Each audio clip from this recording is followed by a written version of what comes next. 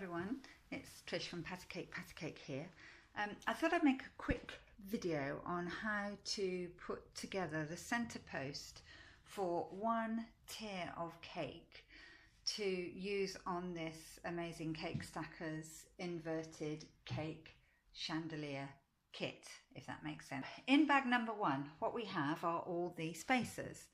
So here we have 9 threaded spacers. I'm just going to show you what the threaded spacers look like because they're different to everything else. So if you can see, they're threaded on that end and they're also threaded on the other end. Can you see? Maybe you can see. All right, now just to let you know, that threading does not go all the way through. This will become clear a bit later on, but that threading, each end only goes part way. All right.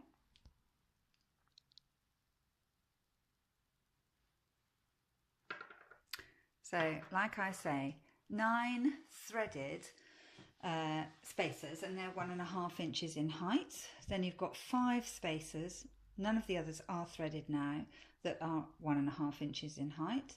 You've got 5 0.75 inch spacers, 4 0.5 inch spacers, so half an inch, 4 1/4 inch or 0.25 inch spacers, and 4/8 of an inch or 0.125 spacers. So that's all in bag 1. Okay, in bag 2 you have 1 6.5 inch threaded rod. So all of these, apart from the hook, are obviously threaded rods. This 6.5 inch, Cakestackers call it their guidepost. I'm not sure exactly the purpose of it, but I will ask them. I didn't use it when I made my upside down cake. Maybe I should have done, but I found it fine without it. You've got 4 4-inch threaded rods, 4 3-inch threaded rods, 5 2-inch threaded rods, and 9 1-inch threaded rod, and you've got the hanging eyelet bolt that obviously you need to hang it up. Okay, so now what we're going to do is show you how to put it together. Now also in your pack, obviously you've got your cake plates. These are made from anodized aluminium, and 6, 8, 10 and 12 round cake plates in diameter. And it also comes with these, which is corrugated cardboard, we call it here in the UK. And you have a 6, 8, 10 and 12. My 12 is missing, but it's here somewhere. Now, in the US, people obviously use this corrugated cardboard in place of what we use here, which are those little silver cake cards. So when you're buttercreaming your cake, or ganaching your cake, you'd sit it on one of these, and they've got the hole in the middle. Okay, I have used the UK cake card when I did my upside down cake, and I also use a cake drum.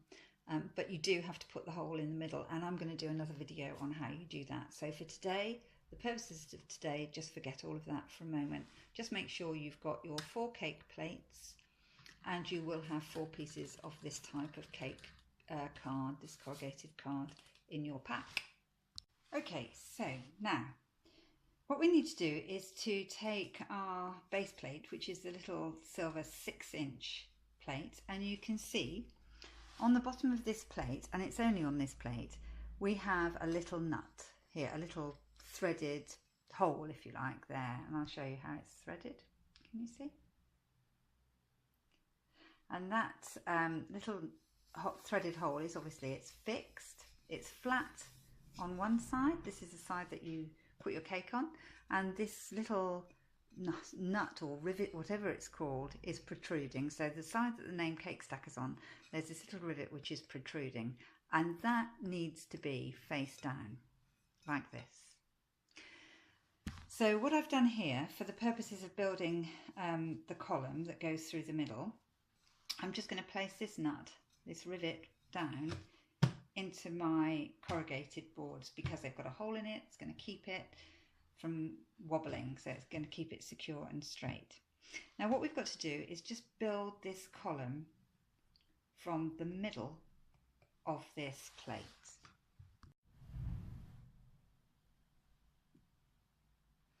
Okay, to start off this column, we now need to take a 1 inch threaded rod and screw that into the base plate.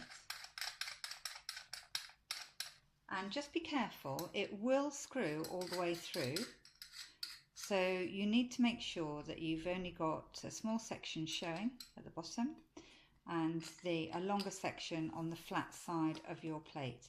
Now, when you put the next threaded spacer on top of that, this won't move at all.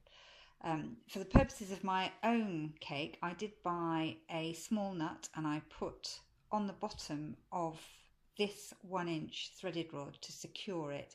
That was for my own peace of mind, and you might like to do that.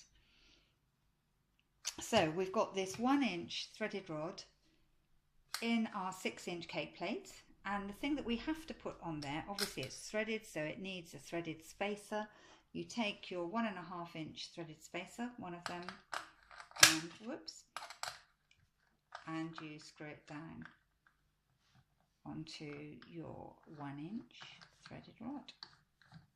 And as I've said, this spacer will only screw down so far because it's only threaded part way. So you can see I've done that, that's threaded on. This rod won't move the other side, so we know that it's threaded to the full extent of the threading inside that spacer. So now from there we start to build our centre post. So these threaded rods here, we're going to put the 1 inch threaded rods to the side because we need those for the top and the bottom of each column. So you've got a selection now of 4 inch, 3 inch and 2 inch threaded rods. And so what I want to achieve today is to build the tallest central rod that we can with the components that are provided in this pack. So obviously the tallest, the longest threaded rod I've got is a 4 inch one. And all you do is screw that in to the 1.5 inch threaded spacer. And if you remember at the beginning I said these threaded spacers are only threaded part way each end. So that means that when you use these threaded spacers, whatever you put into them, either end, can only go so far, and then it stops, and then it's secure, totally secure. Okay, so we've got a 4 inch in here. Now basically we need to fill this gap, cover this all up. So we'll take a 1.5 inch ordinary spacer, see, no threading,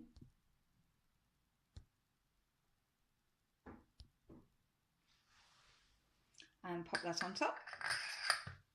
And then I'm going to take a 0.75 inch ordinary spacer, pop that on top,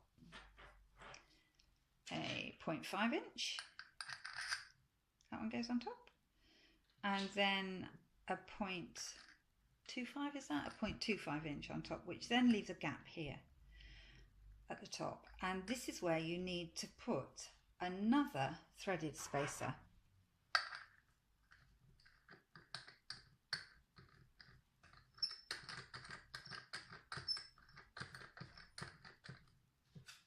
Make sure it's all tightened up, and that basically is your column for your first tier.